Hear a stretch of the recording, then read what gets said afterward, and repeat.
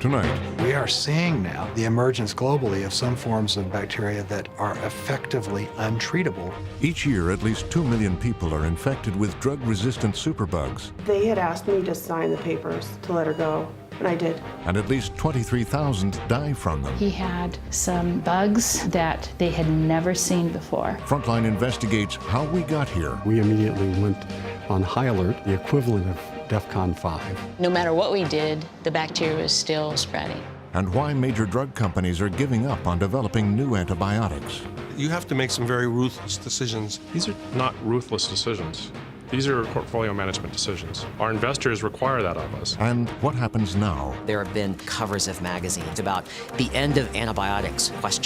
I would say you can change the title to the end of antibiotics, period. Tonight on Frontline, hunting the nightmare bacteria.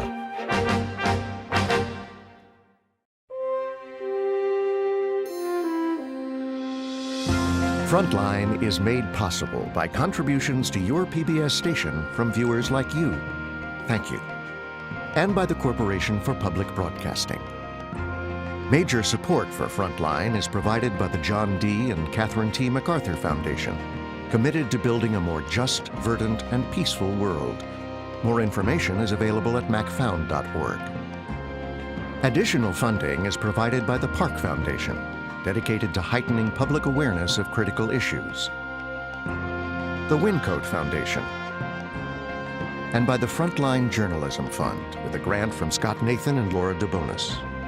Major funding for this program is provided by the Candida Fund.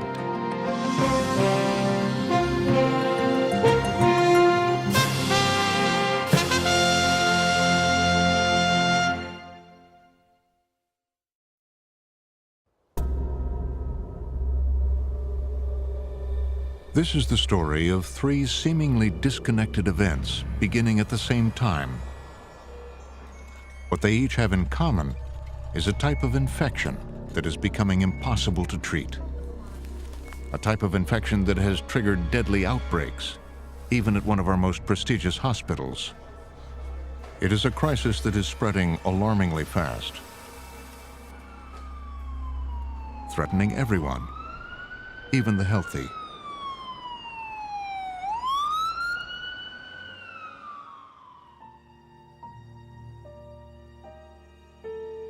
Our first story starts in Tucson, Arizona, in May 2011. When I think about that time, I think about spring. And just how, how busy it was and how beautiful she was. She was 11 and a half years old and just physically perfect, beautiful from head to toe. Slim, white blonde hair from being out in the sun, a little bit of freckles across her nose, bright blue eyes, paying attention to what her clothes looked like and her hair. Never stopped talking, talked a mile a minute. That was Addie at that, just, in the month before she got sick. Journalist David Hoffman first heard about Addie Rarasich while investigating for Frontline what doctors and government officials are now calling a nightmare. A kind of dangerous bacteria that is increasingly resistant to the strongest antibiotics. This is what brought us to Tucson. Good morning. Hi, Tanya, I'm David Hoffman. To find out more about an astonishing set of events that began one Sunday when Addie complained to her mother about a pain in her hip. I thought, well, she's just finishing up softball. She had been to the track meet, it all kind of, it could have been an injury. I gave her some ibuprofen. As the night wore on, her pain got worse. She didn't sleep much that night. Woke me up a couple of times asking if she could take a hot bath or have another ibuprofen. The next morning, Tanya Rarasich, a nurse for 16 years, took Addie to a local hospital where they said she had symptoms of a virus. But over the next few days, the pain spread and the fever got worse. I was afraid. At that point, I remember being very afraid. And so I packed a bag and we went to another hospital that had specialized in children's care. I remember thinking, she looks bad. This is bad. Something's really, really wrong. They put her on antibiotics. Her blood pressure was dropping. They, were making space in the ICU for her. The next morning, she needed oxygen via mask. They looked at part of her lungs and diagnosed her with pneumonia. I remember sitting there watching the sun come up and thinking, how did she get so sick? How did this happen so fast? I met Addie in a hospital bed in the intensive care unit.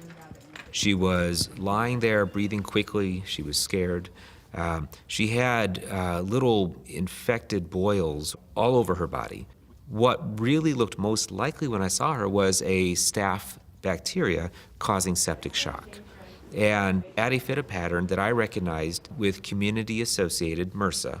When you say community, I mean, this is what you mean that a kid picks it up in a playground with a scrape to the knee, right? Correct.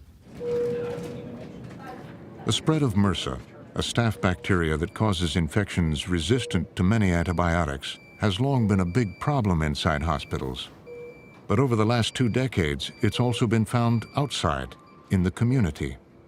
In Addie's case, she was a skin picker. She, as do many kids, picked at her little scabs, and that was likely what introduced the staph infection. But the staph was just the start of Addie's troubles. She already had evidence of an early pneumonia, and it looked like she was about to get a lot sicker. I asked him what were the odds of her making it, getting well. What did he say? He said 30%, but he had to think about it for a minute, and I knew he was lying to me. I knew. By the time your blood has bacteria in it, you're in real trouble. The staph infection had so damaged her lungs, the doctors had no choice. To save her life, they put her on a lung bypass machine called ECMO. I remember saying, ECMO? With a squeaky voice, like, no, really? You're not really talking about ECMO. This was total life support. It's got huge tubes that are put into an artery in a vein, and the patient's blood comes out of their body, runs through the machine, and the machine does what your lung does. The tubes presented a whole new set of dangers. Those tubes can harbor bacteria. And one of the dilemmas of modern medicine. The interventions that can save you can also put you at serious risk. You did great. Any patient we put on ECMO has a much higher risk of having additional infections. That's just the nature of the beast. Is that what happened here? Correct. And she got a particularly nasty one. What was it called? Stenotrophomonas. Stenotrophomonas is an entirely different kind of bacteria from staph. Found in hospitals, it can live inside breathing tubes, and it's extremely difficult to treat.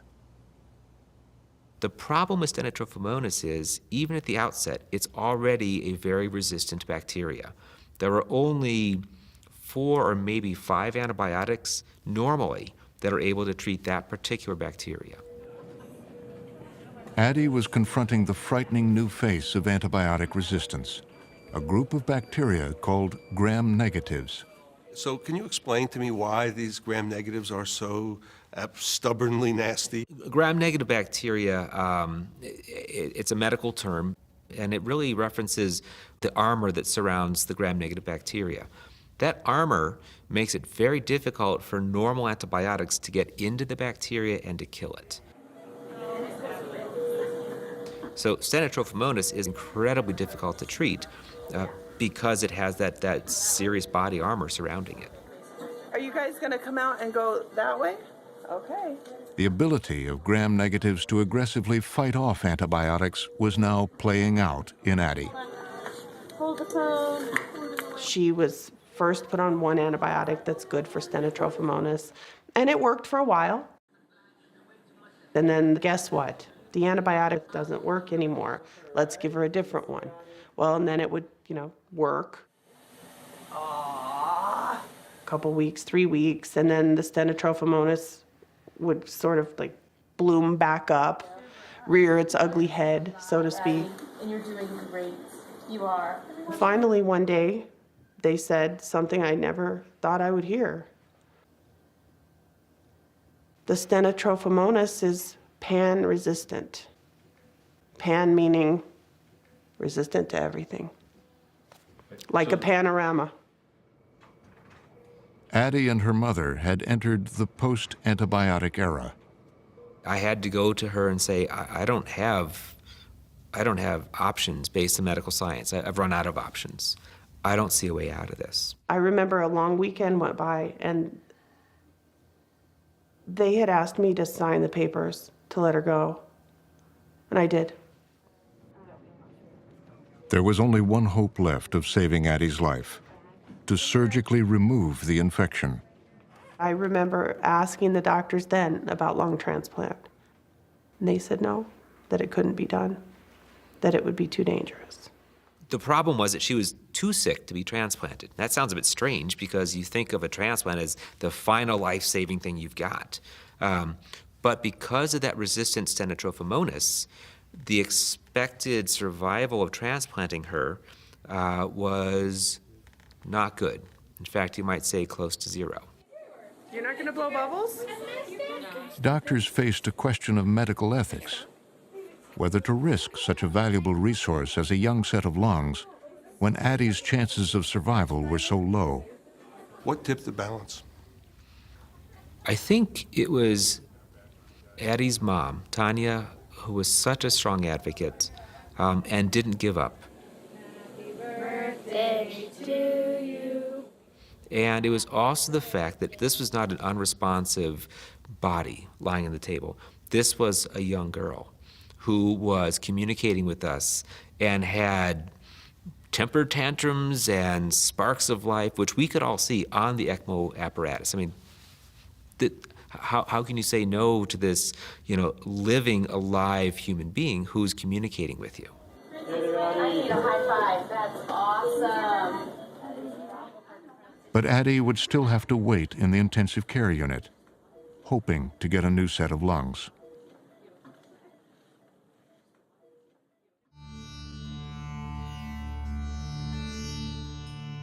As Addie was fighting for her life, a 19-year-old American named David Ricci was about to face another threat on the streets of India. So after 30 hours on a train, we finally ended up in Calcutta. Here, gram-negatives were spreading in frightening ways and coming from unexpected places. I wanted to experience another culture and put myself in an environment where I was serving, where I was helping people. I think India ended up changing me a lot more than I could have ever changed India. He had come here with a mission group to work in orphanages. The doctor and the doctor said, no more monkeys jumping on the bed. One morning, the group headed off to work at one of those orphanages, a Mother Teresa home. It was in the slums of the slums, really, where this orphanage was, so we had to walk through all of these narrow streets that I'd never walked through before. And we basically took a shortcut through the train station, so you crossed over the tracks, and then we were walking adjacent to the train tracks. And as we were going under an overpass, I was in the very back, walking, and all of a sudden, out of nowhere, a train went by, and I just remember thinking in my head that it went by, wow, that went by really quickly. The momentum and the speed hooked my sleeve and ran me over and dragged me underneath the train. The wheel ran over my leg, and I start losing a ton of blood. I just start bleeding everywhere. Ricci was pulled from under the train. Lucky to be alive, he was rushed to a local hospital. A doctor came in.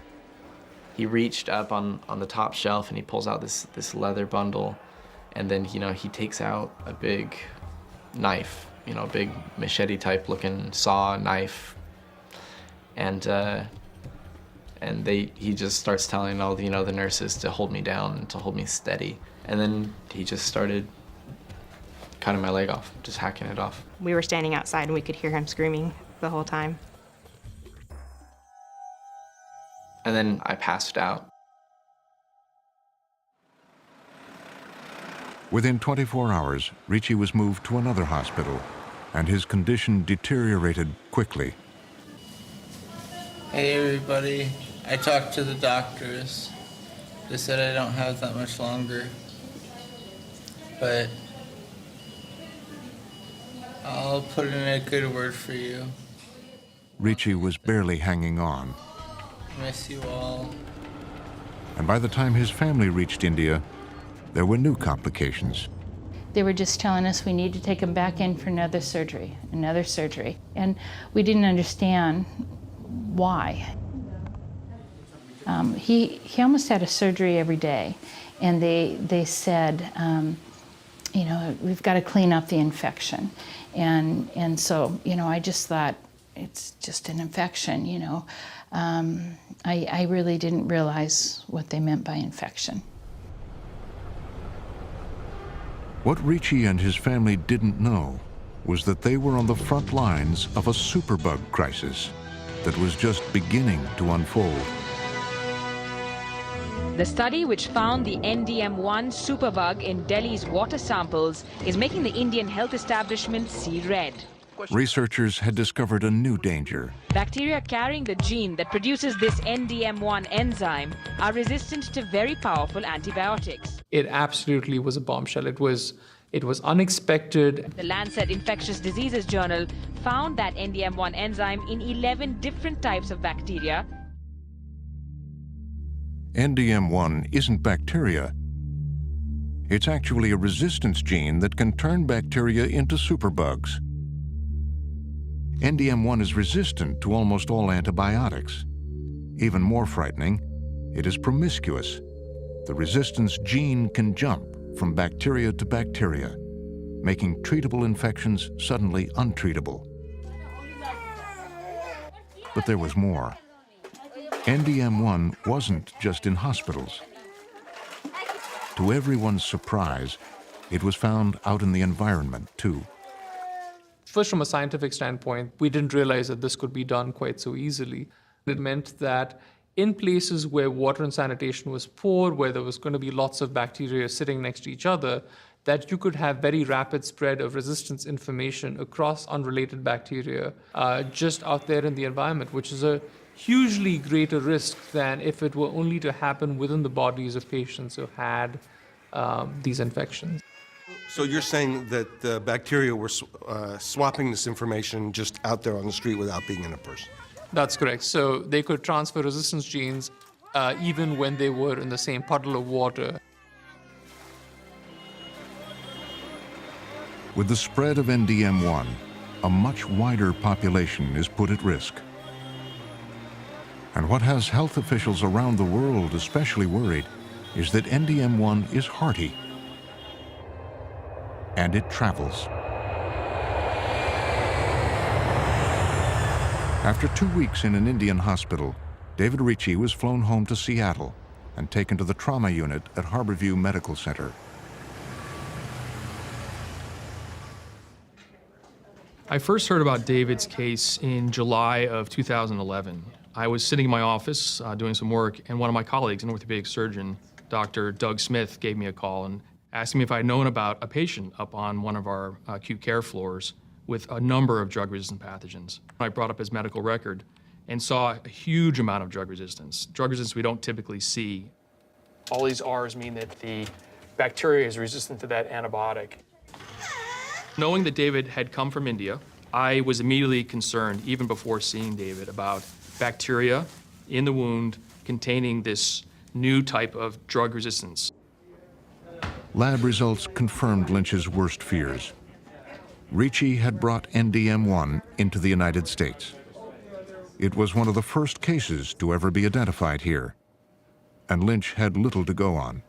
There's not a lot of clinical experience with treating these bacteria anywhere. In the literature, there's no books, there's no things on it. So we had to figure out what to do for David right then and there. I get this knock on my door, and they open up the door, and there's these doctors. They tell me, we need to isolate you. We need to put you on your own and quarantine you. Ricci was in the throes of the NDM1 nightmare. The gene was spreading resistance to other infections in his leg. They showed us the list of them. There were about 5 bugs, and they said all these infections are resistant to antibiotics.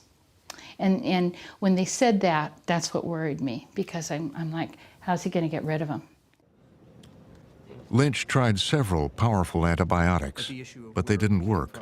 Have you done any of the niclosin-rifampin combinations? He had only one option left, a 1940s antibiotic called colistin. We went away from it because of its toxicity and the ability to use new antibiotics.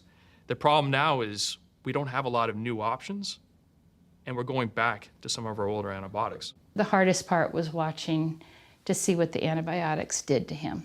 It started to eat away at my organs on the inside, you know. I could just feel it, just this poison rushing through my blood. The treatment was too toxic. We had to stop the only drug we had left to treat the gram-negative rods that were in his wounds. So you're telling me that he had these bugs and you had nothing left to treat him with? At this point, we had nothing left to treat him with. I just couldn't believe that there wasn't an antibiotic that would fix it, to tell you the truth. They would have to cut out more of the infection by cutting off more of Ricci's leg. But it would be months before they knew whether all of the NDM1 was gone.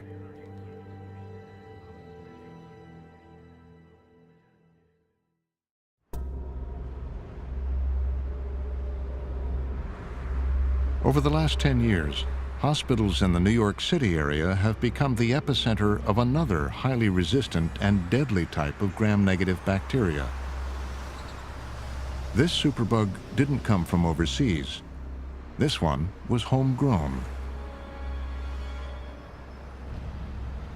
It lives in the digestive system. And like NDM1, it's a gene that can spread its resistance to other bacteria. It's called KPC. No one knows exactly how many patients in the New York City area have been infected with KPC, or how many have died from it. Nationally, most hospitals aren't required to report outbreaks to the government, and most won't talk publicly about them. But as part of Frontline's investigation, one of the nation's most prestigious hospitals, the Clinical Center at the National Institutes of Health, the NIH, agreed to recount how it dealt with a major KPC outbreak. It began in the summer of 2011, when a woman carrying KPC was transferred from a New York City hospital here to the NIH in Bethesda, Maryland. Talking about hospital infections is really difficult for a hospital, because what you are saying is that we all know that when you come to the hospital, there are certain risks, but we've now laid bare what are those risks. The NIH had never treated a case of KPC before. And as the patient was brought into the ICU, the staff was determined to keep the KPC from spreading to other patients. We immediately went on high alert, the equivalent of hospital epidemiology DEFCON 5, tried to implement as many things as we could think of at the time to prevent any further spread of the organism in the hospital. They called it KPC. And so we learned later that was Klebsiella pneumoniae carbapenemase, and that's a mouthful. but we really didn't know what that meant. The patient was placed in what we call enhanced contact isolation, which means everybody who went in the room, including visitors, had to wear gloves and gowns. The room was at the end of the hall, separate from other patients. Let me just check your blood sugar, okay? But this was the intensive care unit, where patients are very sick and highly vulnerable, and that presented heightened risks. It's the kind of place where the bacteria can spread with ease. People are very busy, and there are a lot of things going on. Patients get very sick very quickly and require intervention. The bacteria can be spread on the hands. They can be spread on pieces of equipment that might go from patient to patient, so you have to be really cautious. Their efforts to contain the KPC appeared to work. When other ICU patients were tested for KPC, We found nothing. So at that point, we thought that there had not been spread of the bacteria. the New York patient ultimately recovered and was discharged after 4 weeks in the hospital. We really felt like we had dodged a bullet. But then, a big surprise. 5 weeks later, unexpectedly, Could you do me a favor? Could you get me just a tube fixator for out of the RT closet? a KPC bacteria turned up in a respiratory culture. And with it, a mystery. How this could have spread from the first patient to the second patient. They were not in the ICU at the same time. They didn't have the same caregivers. They didn't have the same equipment. So initially we thought it might be possible that this was a second introduction of yet another KPC organism. I was extremely concerned because the infections with these bacteria had a high mortality rate. As they began to investigate, searching for KPC on equipment and testing the patients yet again, they realized the problem was much bigger. We started finding other patients in the intensive care unit to whom the bacteria had spread. They had an outbreak. The KPC was spreading. The patients were getting sicker, and antibiotics weren't working. And we tried combinations of 5, 6 antibiotics. We tried making oral antibiotics into intravenous antibiotics.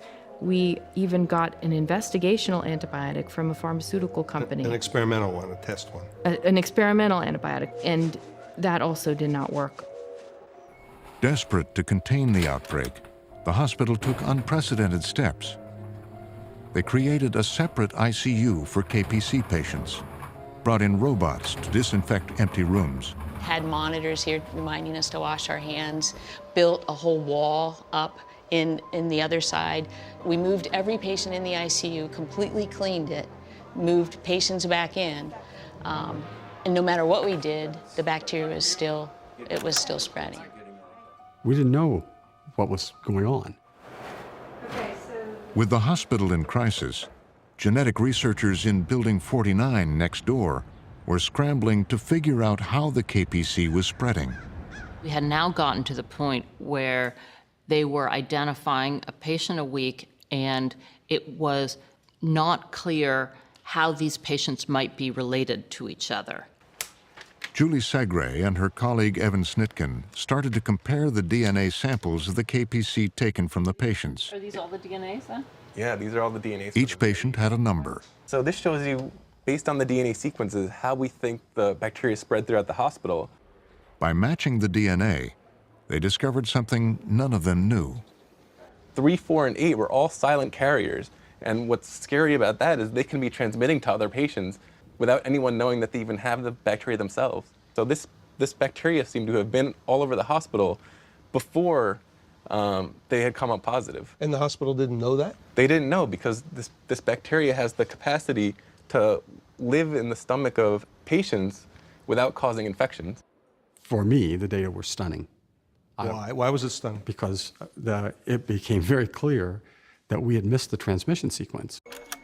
The high-tech genomics revealed a disturbing truth. The outbreak would be much more difficult to contain. And to stop it, they needed to figure out exactly how the KPC was moving through the hospital. Was it on the hands of workers, or visitors, or on hospital equipment? And then, as they urgently searched for silent carriers throughout the rest of the hospital, their worst nightmare came true. The outbreak had spread beyond the ICU. That's a very scary moment. Suddenly, it's in the general patient population. I'm going to go ahead and turn it off. The staff was in a panic. As they looked on helplessly, patients began to die.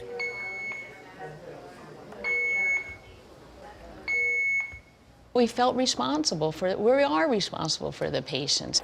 You go into a room and maybe there's a hole in your glove. It's a very complex environment. Alarms are ringing. Did you miss something? Did you forget to tell the doctor something? Did I forget to wash my hands between Mr. X and Mrs. Y? Is that why Mrs. Y got KPC? There were few options left. Dr. Gallen asked me if we needed to close the hospital, or if we needed to close the hospital to admissions. Ultimately, we decided not to close the hospital, but It was a possibility. absolutely. Instead, they expanded testing hospital-wide and isolated all those found with KPC. Finally, 6 months after patient 1 first arrived, the outbreak subsided, almost as suddenly as it had begun. By then, 18 patients had been infected with KPC, and the ultimate tragedy, 6 people had died from it. Many inside NIH continued to be concerned. Do you think KPC is now gone from your hospital? Oh, no, absolutely not. I think that we have to be extremely vigilant in the coming years because of the increasing rise, the increasing prevalence of KPCs in the United States. One of the reasons that really brought me into this field is that I asked the director of clinical microbiology, what do you do, when you isolate one of these bacteria and you see that it is resistant to all known antibiotics? I said, well, what do you do then? And he said, I pray. Well, that's not really part of how we typically, that means that we have come to the end of how we practice medicine with drugs. The prospect of life without antibiotics is barely imaginable for a world that has had a cheap and plentiful supply of them since the end of World War II. They are a staple of modern medicine. It's hard to recall a time without them, when an infected cut could kill a healthy young person in a matter of days. But it's now clear that we are heading back in that direction, that the miracle of these drugs is slipping away. Antibiotics are unique drugs. They're not like any other class of drugs. 50 years from today, the cholesterol drugs we have now will work just as well as they work today. The cancer drugs we have now will work just as well as they do today. That's true of all the other drug classes. Antibiotics are the only class of drugs that the more we use, the more rapidly we lose. When you use it, it becomes less effective for me and vice versa. That is the essence of antibiotic resistance. The more you expose a bacteria to an antibiotic, the greater the likelihood that the resistance to that antibiotic is going to develop. So the more antibiotics we put into people, we put into the environment, the more opportunities we create for these bacteria to become resistant. But people forgot about the danger of resistance because the drugs were so effective. And what they had forgotten was the warning that Alexander Fleming himself, the man who discovered penicillin, gave us in 1945, that resistance was already being seen, and the more we wasted penicillin, the more people were going to die of penicillin-resistant infections. Bacterial resistance is largely inevitable, but it's also something that we have certainly helped along the way. We've fueled this fire of bacterial resistance. These drugs are miracle drugs, these antibiotics that we have, but we haven't taken good care of them.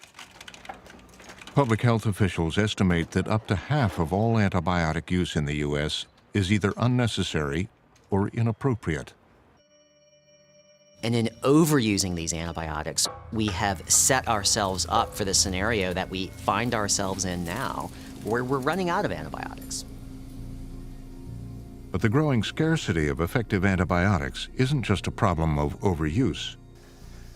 It's also been driven by what's happening inside the drug industry itself. The place where it started to turn really challenging, I'd say, would be in the 80s and the 90s, when we began to see occasional bacteria that were very hard to treat. And it became less obvious that you were able to invent new antibiotics. And the brand new things just weren't coming at the same pace. And then in the 90s and the first part of this century, we began to see resistant bacteria for which we really didn't have very much or anything at all, and we had nothing coming to treat them. That's because most major drug companies were pulling out of the antibiotic research field just as the gram-negative threat was worsening. One of the last companies to stay was Pfizer, which had made its name on antibiotics. By the mid-2000s, it had set its sights squarely on the gram-negative problem. We thought there was medical need. That's really matters. And we thought that given our history in being able to develop penicillin, the antifungals, antibiotics, that in fact, if we put our minds to it, that we would succeed. But this is a highly risky and unpredictable enterprise. Despite the risk, Pfizer built a world-class research team in Groton, Connecticut, and brought in a veteran in gram-negative research, John Quinn. In 1983, when I finished my training, almost every pharmaceutical company had an antibiotic development team. And by the time I landed at Pfizer in 2008, we were really down to 3 big guys and some smaller companies, biotechs and so on. And I think all of us felt that, we had a moral obligation to continue to work in this area. There was a pressing clinical need. Most companies had abandoned the field, and we were still in the game. We were proud to still be in the game. Quinn and his team believed they were onto something big, several different compounds to treat gram-negatives. The potential breakthroughs got the attention of the company's science advisors, including Brad Spellberg. I felt that their pipeline was probably the most comprehensive and important antibacterial pipeline in the world, focusing on the types of bacteria that we're really having severe problems with right now. Which are the highly resistant gram-negative bacteria. These would have solved problems and saved lives had they been successfully developed. But bringing these drugs to market faced the economic paradox of antibiotics. If you need an antibiotic, you need it only briefly. Indeed, that's the correct way to use an antibiotic. You use it only briefly. And from an economic standpoint of a developer, that means you're not getting the return on the investment you've made, because you've spent between $600 million and $1 billion to bring that new antibiotic to market. Wait, it costs up to $1 billion to bring a new drug to market? It can easily cost up to $1 billion to bring a new drug to the market. And the initial reaction to it is, that's great, and let's not use it. Let's use it as little as possible. So here's a large company saying, I can make billions off cholesterol drugs, blood pressure drugs, arthritis drugs, dementia, things that I know patients are going to have to take every day for the rest of their lives. Why would I put my R&D dollars into the antibiotic division that isn't going to make me any money when I can put it over here? So here's the deal. That's going to make a lot of money for the company. I answer to the shareholders. That was the problem facing Pfizer in 2011. Don't kid yourself. Talk to your doctor. Its stock had plummeted on Wall Street, and its blockbuster cholesterol drug, Lipitor, was about to lose its patent.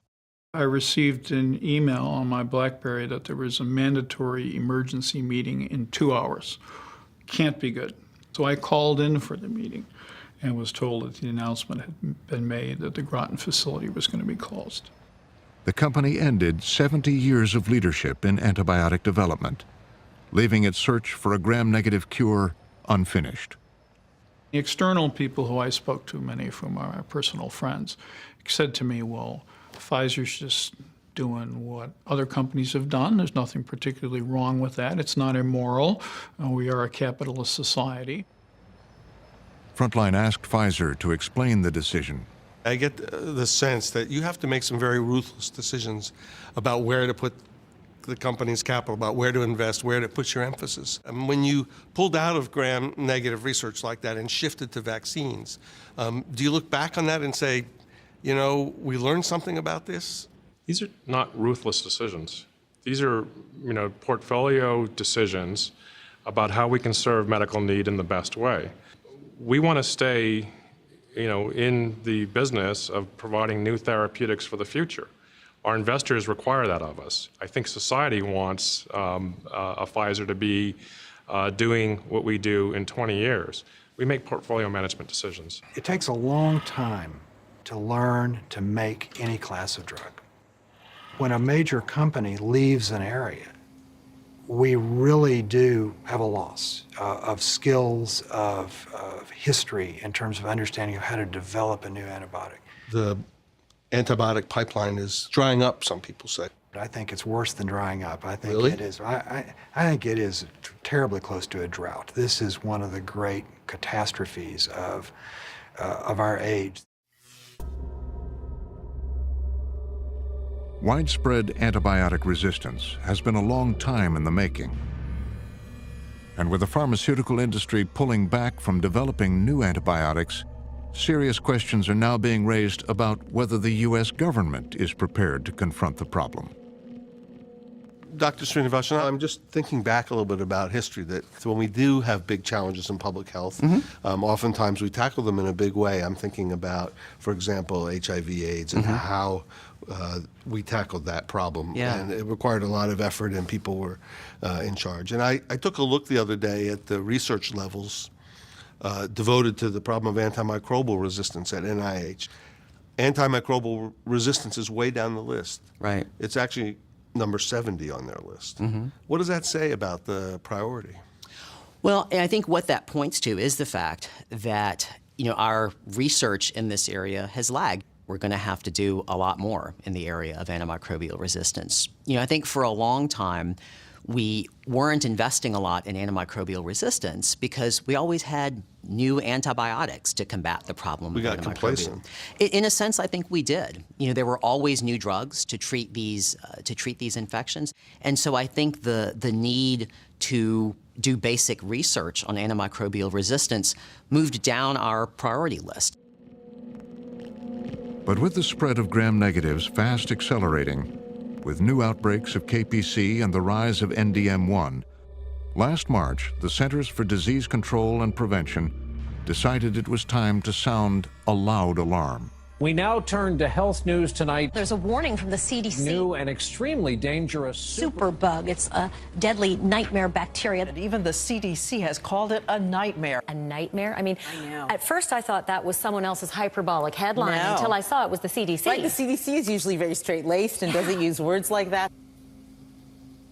If this is a really big public health problem, who's in charge of this problem for the United States government?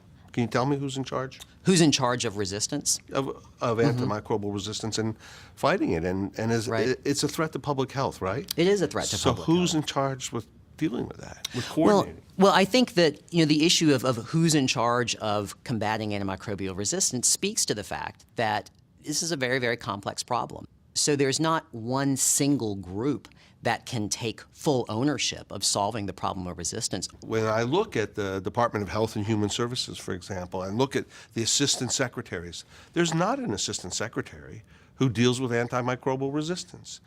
There is for other kinds of health problems. It seems that this is a problem that hasn't actually registered in the high levels of the government. It's a crisis, you said. It is a crisis. It's indeed a crisis. There are a variety of different issues that have to be addressed. They require a variety of different actions by all of the different federal agencies who are involved in this. It's not that the government agencies are not aware of the problem and are not doing anything. It's that we have not had a comprehensive plan for how to deal with antibiotic resistance. We don't have reporting mechanisms like they do in Europe to know where resistance is occurring, who's using the antibiotics. Are we overusing them? You're telling me we don't know the answers to the extent of the problem? That is correct. We don't have the data? That is correct. I do not know how many resistant infections are occurring right now. I don't know what the frequency of resistance in different bacteria are. We do not have those data. Frontline requested an interview with the Secretary of Health and Human Services, Kathleen Sebelius. We wanted to ask about the lack of data and about the priority the department is giving to the new superbug crisis, but she declined to be interviewed. The CDC now estimates that every year at least 2 million people are infected with resistant bacteria, and at least 23,000 die from these infections. That's more than die from AIDS every year. It is a stark, yet incomplete picture. So this is a hidden epidemic. It's a hidden epidemic because there is nowhere on your death certificate that would say that such and such person died of an infection that could not be treated. And if it's not a cause of death, then it's not something that people recognize as something that actually killed them. If people were dying on this drug-resistant infections and they had a big X on their foreheads which said that they had drug-resistant infections, trust me, there would be policy action. It's been 2 years since KPC first came to NIH. But as it turns out, the hospital never did fully rid itself of the deadly superbug. Last year, a young man came to NIH because of complications from a bone marrow transplant. While he was there, he contracted KPC and died. The 7th victim of the outbreak. I guess if I had a major message, it would be that it's never going to end. So this organism and organisms like this are going to be with us till the cows come home. And we have to learn how to deal with them. We have to change our culture in the hospital. KPC has been found in hospitals in at least 44 states, but that's just from the hospitals that are reporting it.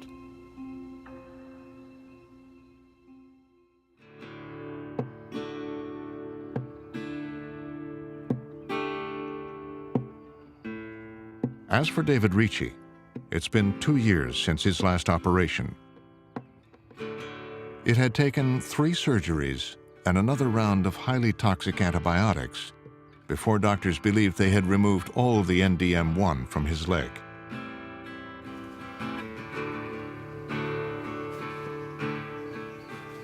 You know, there's no muscle left on it, and I only got about 6 inches left, and the bone stops there. And so far, Ricci has remained healthy, though not entirely free from the fear of NDM1. You know, my doctors were pretty straightforward with me. They were very honest and said, you know, there is a good chance that this infection might not go away. Might not ever go away. Yeah. They said, you know, we don't have enough experience to know what's going to happen.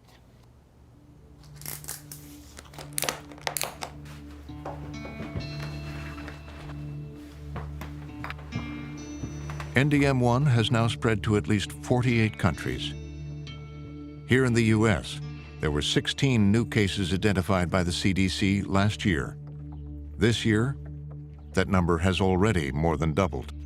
So David was actually sort of a harbinger of something to come. David was an example of something that's already here. So there are entire continents that have this major problem, a public health problem already. David was simply a sample of that population new to us. And that's key because hospitals in any city in the country are going to have patients from all over the world.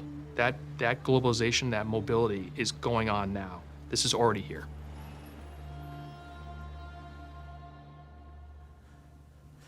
All right, Addie, let there be light.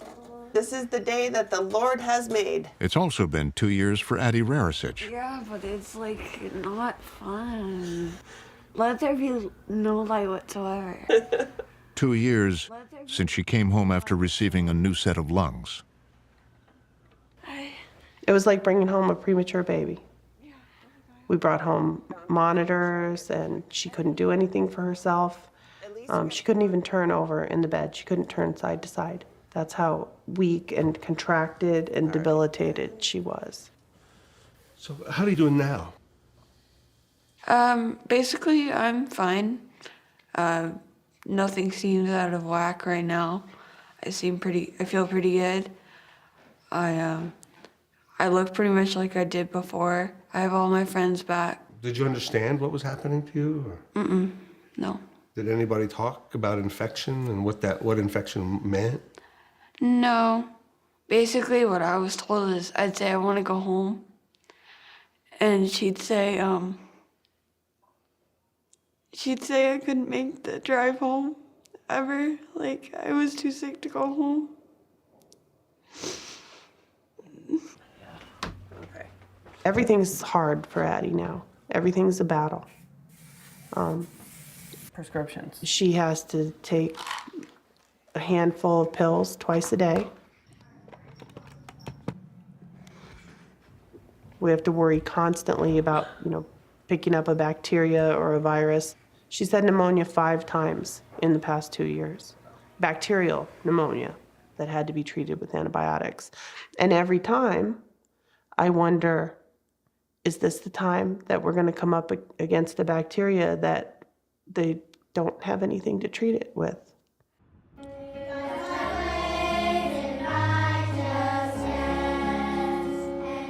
I think for lung transplants, the survival rate, about 80% make it a year, and about 50% make it 5 years.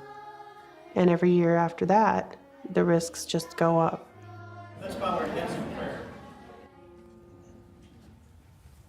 But people might say, the story of Addie is horrible, but that won't happen to my daughter. Could this happen to anybody? It happened to Addie. She was healthy. It could happen to anybody. It could happen to your next door neighbor. It could happen to your child. It could happen to anybody. Now, I'm not here to practice doomsday thinking, but those bacteria are out there, and they're out there in healthy people in the community. If you don't mind standing up, you can walk around. Can we? Please Sure. give each other and pray. The average person thinks, oh, I have an infection, I take an antibiotic, I get better. Yeah, it's not that simple anymore. Morning, Caleb. How you doing, sweetheart? I'm good, thank you. Addie didn't get better, did she? No, she never did get better. Really. She didn't. She had to have surgery and take the infection out, but... May have saved her life. For now. Bought her time. That's what happened. We bought her some time, and I am grateful for every minute of it.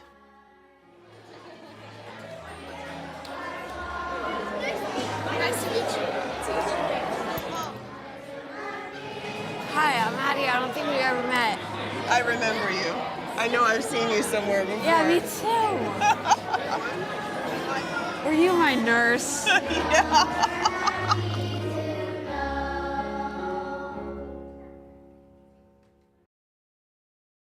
Next spring, Frontline continues the investigation. Overuse in hospitals is a problem, but there's no place where we're using more antibiotics than in food animal production in the United States. Without antibiotics, you're probably going to see a lot more animal disease. But is keeping the food supply safe making us sick? We can't ignore any aspect of antibiotic misuse and overuse, and that pertains to humans, it pertains to animals. The reporting continues next spring on Frontline. Go to pbs.org/frontline and find out who's working to fight the nightmare bacteria. Have to be extremely vigilant. And what you can do to protect yourself. Learn about the worst superbugs in our rogues gallery of nightmare bacteria. Track the outbreak at the NIH as it spread throughout the hospital. And connect to the Frontline community. Sign up for our newsletter and follow us on Facebook and Twitter or pbs.org/frontline.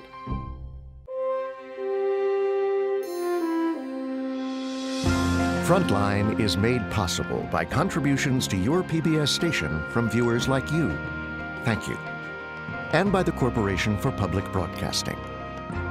Major support for Frontline is provided by the John D. and Catherine T. MacArthur Foundation, committed to building a more just, verdant, and peaceful world. More information is available at macfound.org. Additional funding is provided by the Park Foundation, dedicated to heightening public awareness of critical issues, the Wincote Foundation, and by the Frontline Journalism Fund, with a grant from Scott Nathan and Laura DeBonis. Major funding for this program is provided by the Candida Fund.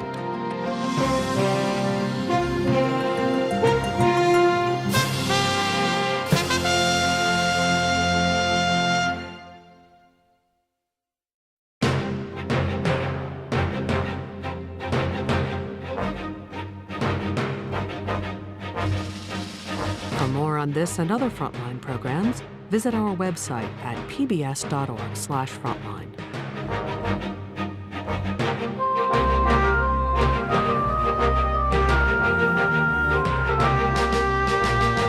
Frontline's Hunting the Nightmare Bacteria is available on DVD. To order, visit shoppbs.org or call 1-800-PLAY-PBS. Frontline is also available for download on iTunes.